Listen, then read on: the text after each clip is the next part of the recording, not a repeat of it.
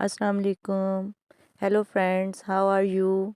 This is group for embroidery. As you know, as you have seen many of my videos which are related to embroidery. Today I am also bringing next project which is about a decoration piece for wall hanging.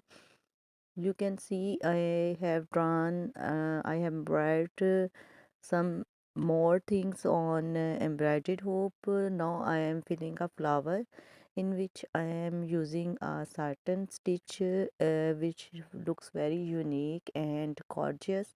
This thread which I am using is an anchor, and I am taking two steps.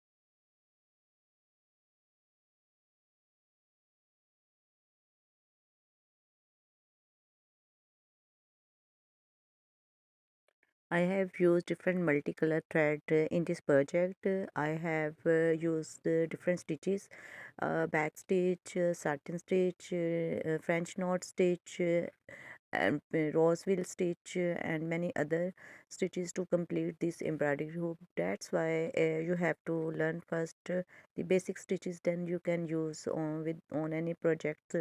This design can be used for decoration, for cushion cover, for pillow cover, for bed sheet.